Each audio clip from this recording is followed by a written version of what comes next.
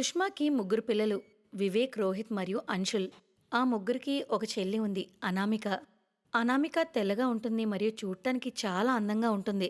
సుష్మాని చూసుకుంటూ ఆమె చాలా గర్వపడుతూ ఉండేది. ఒకరోజు ఆమె ఫోటో చూస్తూ సుష్మా ఇలా అంటుంది, వా వా, నా కూతురు ఎంత అందంగా ఉంది. ఎవరి దిష్టి తగలకూడదు. ఆ తుతుతుతుతుతు, నేను నా ముగ్గురు కొడుకులకు కూడా అందమైన తెల్లటి కోడల్ని తీసుకొస్తాను. ఎందుకంటే ఈ కుటుంబంలో పుట్టే పిల్లలు కూడా తెల్లగా ఉండాలి. కానీ వివేక్, రోహిత్ మరియు అంశుల్ మనసులో మాత్రం ఇంకేదో ఉంది. నాకు తెలుసు అనియా, అమ్మ మన పెళ్ళికి ఎప్పుడూ ఒప్పుకోదు. నువ్వు చెప్పిందైతే కరెక్టే చిన్నా. అందుకే మనకి ఒకటే మార్గం ఉంది. మరుసటి రోజు వారు ముగ్గురు వాళ్ళకిష్టమైన వాళ్ళని పెళ్లి చేసుకుని వస్తారు. అందులో పెద్ద కోడలు రాధిక, మధ్య కోడలు సొనాలి, చివరి కోడలు రీనా ఉన్నారు. కానీ సుష్మా ఆ ముగ్గురు కోడల్ని చూసి చాలా అంటే చాలా అవాక్కైపోతుంది. ఎందుకంటే ముగ్గురు కోడళ్ళు నల్లగా ఉన్నారు. మీ అమ్మ ఆశలు కళ్ళన్నీ మట్టిలో కలపడానికా నేను మిమ్మల్ని అందరినీ ఇంత కష్టపడి పెంచుకొచ్చాను? అరే, కనీసం కులము, గోత్రం మరియు సమాజం ఉందని ఆలోచించవలసింది. ప్రపంచం మొత్తంలో ఈ నల్లటి అమ్మాయిలే మీకు దొరికారా? అమ్మా, ఇప్పుడు వీళ్ళు మా భార్యలు, ఇంటి కోడళ్ళు. అందుకే నువ్వింక వీళ్ళని అంగీకరించు, లేదంటే మేము ఇల్లు వదిలిసి వెళ్ళిపోతాం. ఈ ముగ్గురిని నేను స్వీకరించపోతే నా కొడుకులు నన్ను వదిలేసి వెళ్ళిపోతారు. ఇలా ఆలోచించి సుష్మా ఆ ముగ్గురిని స్వీకరిస్తుంది మరియు ముగ్గురితో ఇంట్లో అడుగు పెట్టిస్తుంది. మరుసటి రోజు నుంచి ఆ ముగ్గురు అత్తగారింట్లో అన్ని పనులు చక్కబెడతారు. అది చూసి సుష్మా చాలా సంతోషిస్తుంది. ఆమెకు మంచి మంచి వంటలు చేసి తినిపిస్తారు. మీ ముగ్గురికి రంగే కొంచెం తక్కువైంది, కానీ మీ చేతుల్లో మటుకు ఏదో మాయ ఉంది. సుష్మా ఇలా అంటుండగానే ఎవరో డోర్ కొడతారు. అందరిలో చిన్నకోడలు రీనా వెళ్ళి తలుపు తీస్తుంది. మీరు ఎవరండి? అనామిక చేతిలో 3 గిఫ్ట్లు పట్టుకొని అక్కడ నిలబడుతుంది. నల్లగా ఉన్న రీనాను చూసి ఆమె ఇలా అంటుంది, అమ్మ పని మనిషిని పెట్టుకున్నట్లుంది. అయితే విను విను, అమ్మని ముగ్గురు బదుల్ని ఇలా రమ్మను. రీనా లోపలికి వెళ్లి అత్తగారిని పంపిస్తుంది. అరే అనామిక, ఏంటి సడన్ గా హాస్టల్ నుంచి వస్తున్నట్లు ఒక మాట చెప్పవలసింది కదా. నిన్ను పిక్ చేసుకోవడానికి మీ అన్నయ్యల్ని పంపేదాన్ని కదా. సరే, వీళ్ళని కలువు. వీళ్ళంతా నీ వదనలు. తిను పెద్ద వదిన రాధిక, మధ్య వదిన సొనాలి, చిన్న వదిన రీనా. ఇది వినగానే అనామిక చేతిలోంచి గిఫ్ట్లన్నీ కింద పడిపోతాయి. ఏం చెప్తున్నావమ్మా? పనోల్లా కనిపించే వీళ్ళ నా వదనలు. అన్నల టేస్టు ఇంత పాడైపోయిందేంటి? వీళ్ళని చూస్తే నాకు ఏమనిపిస్తుందో తెలుసా? వీళ్ళని ఎవరో ఎక్కువసేపు పెనం మీద వదిలేస్తే ఇలాంటి రంగు వచ్చినట్లుంది. ఛీ, ఇలాంటి నల్ల బొగ్గులా నా వదనలు. నోరు దగ్గర పెట్టుకుని మాట్లాడా అనామిక. వీళ్ళు ముగ్గురు నీ వదనలు. ఎక్కడ వదనలు? వీళ్ళు మనలాంటి తెల్లగున్న వాళ్ళ పక్కన నిల్చోడానికి కూడా పనికిరారు. నేనైతే ఇలాంటి వాళ్ళని నా పని మనిషి కింద కూడా పెట్టుకోను. అనామిక కోపంలో అక్కడి నుంచి వెళ్ళిపోతుంది. ఆమె మాటలు విన్న తర్వాత ముగ్గురు కోడళ్ళు ఏడుపు మొదలు పెడతారు. మరుసటి రోజు ఆమె గది తుడుస్తున్నప్పుడు అనామిక కావాలనే కాలు పెట్టి ఆమెను కింద పడేస్తుంది మరియు గట్టిగా నవ్వడం మొదలు పెడుతుంది మరియు కోపంతో అంటుంది, ఏ నల్లబొగ్గు, లే, ఎందుకు యాక్టింగ్ చేస్తున్నావు? త్వరగా లేచి నా గదంతా శుభ్రం చేసి పెట్టు. త్వరగా. మరియు నువ్వు సలోని, నా కోసం మంచిగా ఏదైనా టిఫిన్ చేసి పెట్టు. రీనా వదిన, నువ్వు నాకు మసాజ్ చేయి. తెల్లగున్న అనామిక వాళ్ళ ముగ్గురిపైన ఇలాగే దబాయించి పనిచేయించుకుండేది. వాళ్ళని హీనంగా చూసేది.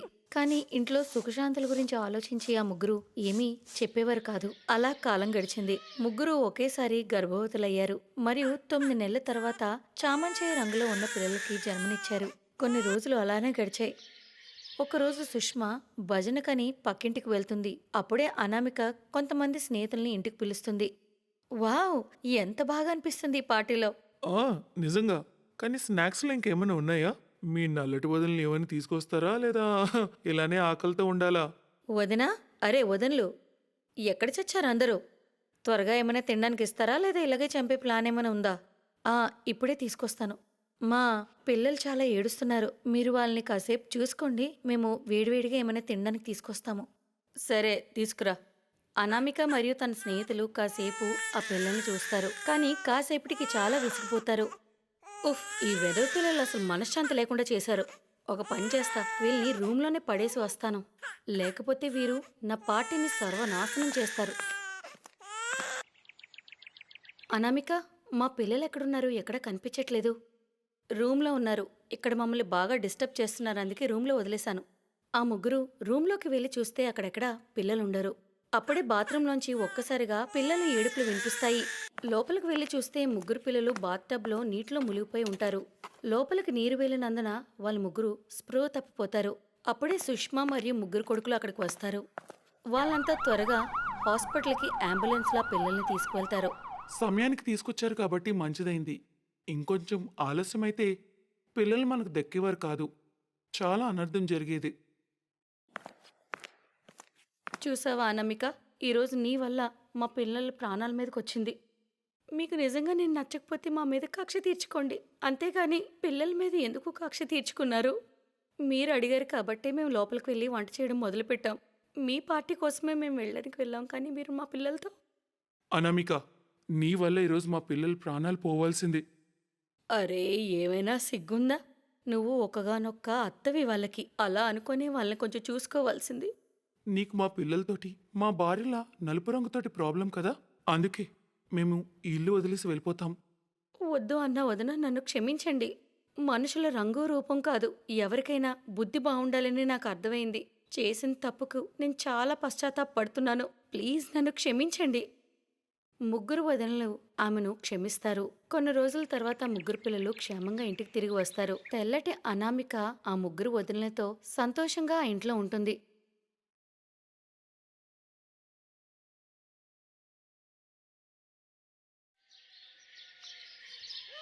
జమీందార్ ఈరోజు తన తప్పుకి సిగ్గుపడతాడు. ఈరోజు ఆయన ఇంటి గౌరవంపై మచ్చపడేలోపు తప్పించుకున్నాడు. చౌదరి గారు, బ్లాక్మెయిల్ చేసే ఆ 2 గుండాల్ని మేం పట్టుకున్నాం. వాళ్ళు వీరపురంపై ఎప్పటినుండో కన్నేసుంచారు. మరియు మీ ఊరి గ్రామ పాడవాళ్ళు బహిరంగంగా స్నానం చేస్తారని కూడా వాళ్ళకి తెలుసు. కానీ మీ చిన్న కోడలు సుధా చేసిన ధైర్యానికి తప్పకుండా మెచ్చుకోవాలి. ఆ గుండాలపై మా పోలీస్ స్టేషన్లో రిపోర్ట్ చేసింది. దానికి మనం తప్పకుండా అభినందించాలి.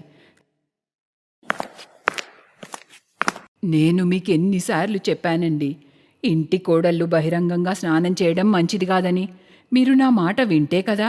నేను మాత్రం నా కోడళ్ళకి ఇంట్లోనే స్నానం చేసే ఏర్పాటు చేస్తాను. వీరాపురం గ్రామంలోని ఇళ్లల్లో స్నానం చేసే వ్యవస్థ ఉండదు. దానివల్ల గ్రామంలోని ఆడవాళ్లు బహిరంగంగా స్నానం చేయక తప్పదు. అరే ఓ కొత్త కోడలా, ఇంకా నిద్ర లేవలేదా ఏంటి? స్నానానికి నదికి వెళ్ళాలి. అక్క, నదిలో స్నానం చేయాలా? కానీ బహిరంగంగా స్నానం చేసేటప్పుడు ఎవరైనా చూస్తే?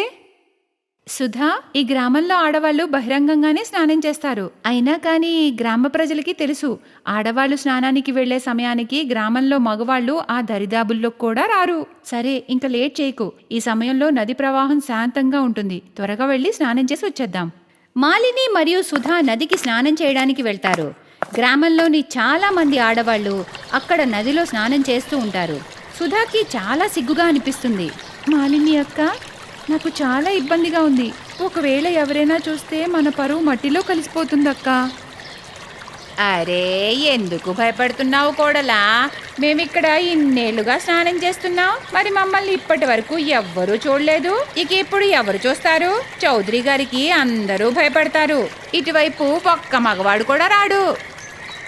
సుధాకి చాలా ఇబ్బందిగా అనిపిస్తుంది. కానీ ఏం చేస్తుంది? తను మాలిని మరియు తోటి ఆడవాళ్లతో నదిలోకి దిగాల్సిందే కదా. అతి కష్టంగా సుధా నదిలో స్నానం చేసి ఇంటికి వస్తుంది.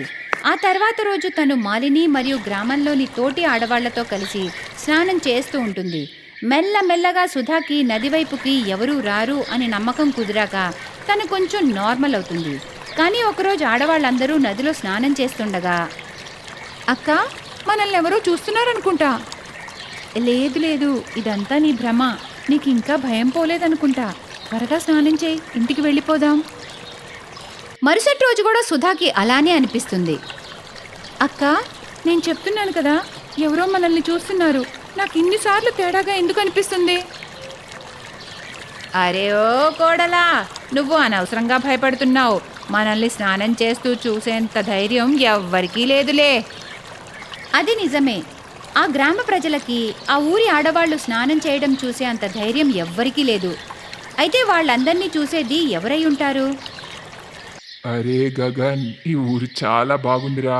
నువ్వు మంచి ఊరినే కనిపెట్టావు. బహిరంగంగా స్నానం చేసి ఈ గ్రామ ఆడవాళ్ళని చూస్తుంటే నా ఫోన్లో మంచి మంచి ఫోటోలు తీశానురా. అదే కదా, నేను మంచి గ్రామాన్ని కనిపెట్టాను కదా. ఇప్పుడు ఈ ఫోటోలన్నీ వాడే సమయం వచ్చేసిందిరా. ఈ ఊరి జమీందార్ చౌదరి గారి ఇద్దరు కోడళ్ళు కూడా ఈ ఆడవాళ్లతోటే స్నానం చేస్తున్నారు.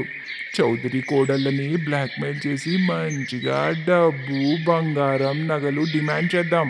ఈ ఊరి అమాయకపు కోడళ్ళు ఎవ్వరికి ఏమీ చెప్పర్లే. అయితే సరే, ఏదో ఒక రోజు వాళ్ళని దారిలో ఆపి ఫోటోలను చూపిద్దాం. ఇంకా ఆలస్యం దేనికి? రేపే వాళ్ళు స్నానం చేసి వెళ్తుండగా దారిలో వాళ్ళని పట్టుకుందాం రా. మరుసటి రోజు మాలిని మరియు సుధా స్నానం చేసి ఇంటివైపుకి వెళ్తుండగా నదికి కొంచెం దూరంలో జగన్ మరియు గగన్ అనే ఇద్దరు వెధవలు వాళ్ళ దారిని అడ్డుకుంటారు. ఇక ఇద్దరికి వాళ్ళ ఫోటోలు చూపిస్తారు. ఇద్దరు కోడళ్ళు భయపడిపోతారు. మీ ఫోటోలు గ్రామంలో ఎవ్వరూ చూడకూడదనుకుంటే మీరు మేం చెప్పినట్టు ఇద్దరు చెయ్యాల్సిందే. నేను చెప్పింది మీ ఇద్దరికి అర్థమైంది కదా? లేదు లేదు, ఈ ఫోటోలు ఎవరికీ చూపించొద్దు. మీకేం కావాలి మాకు సూటిగా చెప్పండి. మేము ఈ ఫోటోలు ఎవ్వరికీ చూపించకుండా ఉండాలంటే రేపు మధ్యాహ్నం లోపుగా 2 లక్షల రూపాయలు బంగారపు నగలు ఒక బ్యాగ్లో నింపి ఎవ్వరికీ తెలియకుండా మీ ఇద్దరు మాకు తెచ్చివ్వాలి. సరే, మేము రేపు మధ్యాహ్నం లోపు మీరు అడిగినవి తెచ్చిస్తాం. కానీ అప్పటి వరకు ఈ ఫోటోలు ఎవ్వరికీ చూపించకూడదు. మాలిని చాలా భయపడిపోతుంది. వాళ్ళిద్దరూ ఇంటికి వెళ్ళిపోతారు. మాలిని అక్క, మనం తప్పు చేస్తున్నాం. అన్యాయానికి తల వంచడం పిరికితనం. మనం అన్యాయాన్ని ఎదిరించాలి. ఆ నేరస్తులకు శిక్ష పడాల్సిందే. వాళ్ళ డిమాండ్లను తీర్చి మనం వాళ్ళని ఇంకా ఎంకరేజ్ చేస్తున్నాం అక్క. ఇవాళ మనతో చేస్తున్నారు, రేపు ఇంకెవరితో అయినా చేస్తారు. మరి మనం ఏం చేయగలం సుధా? మన ఫోటోలు ఆ వెధవల దగ్గర ఉన్నాయి. మనం ఈ విషయాన్ని ఎవరికీ చెప్పుకోలేం. ఆ వెధవలు మన ఫోటోలు అందరికీ చూపించేస్తారు. కానీ సుధా చాలా ధైర్యవంతురాలు. తను మాలినికి చెప్పకుండా పోలీస్ స్టేషన్కి వెళ్ళి అక్కడ లేడీ ఆఫీసర్కి జరిగిందంతా చెప్తుంది. సుధా, నువ్వేం భయపడకు. నేను ఇలాంటి గూండాలని చాలామందిని పట్టుకున్నాను. నేను చెప్పినట్టు చేయి చాలు. సుధా పోలీసుల సహాయం తీసుకుంటుంది. మరుసటి రోజు తను మాలినితో పాటు ఆ వెధవలు చెప్పిన ప్లేస్కి వెళ్తుంది. ఆ గూండాలు సుధా మరియు మాలిని దగ్గరికి వచ్చి రాగానే పోలీసులు వాళ్ళని చుట్టుముడతారు. పోలీసులను చూసి ఆ గూండాలు భయపడిపోతారు. పట్టుకోండి వీళ్ళని. అమాయకు ఆడవాళ్ళని పట్టుకుని బ్లాక్మెయిల్ చేసి వాళ్ళ నుంచి డబ్బులు, నగలు డిమాండ్ చేస్తారా? మేడం, ఈ గూండాల్ని చుట్టుపక్కల గ్రామాల పోలీసులు కూడా వెతుకుతున్నారు. వాళ్ళు ఇంతకు ముందు చాలా మంది ఆడవాళ్ళని ఇలాగే బ్లాక్మెయిల్ చేశారట. పోలీసుల ద్వారా గూండాల్ని పట్టించిన విషయం చౌదరి గారి వరకు చేరుతుంది. అతనికి కూడా అతని తప్పు తెలుస్తుంది. సావిత్రి, నువ్వు నిజమే చెప్పావు. తప్పంతా నాదే. నేను చాలా పాతకాలపు మనిషిలాగా ఆలోచించాను. మన కోడళ్ళకి, కూతుళ్ళకి ఏం అవసరమో అవి నేను ఎప్పుడూ ఆలోచించలేదు. నేను ప్రమాణం చేస్తున్నాను, ఈ గ్రామంలో ప్రతి ఇంటికి స్నానం గది కట్టిస్తాను. ఇంకెప్పుడు ఏ కోడలికి గాని, కూతురికి గాని ఇలా జరగకూడదు.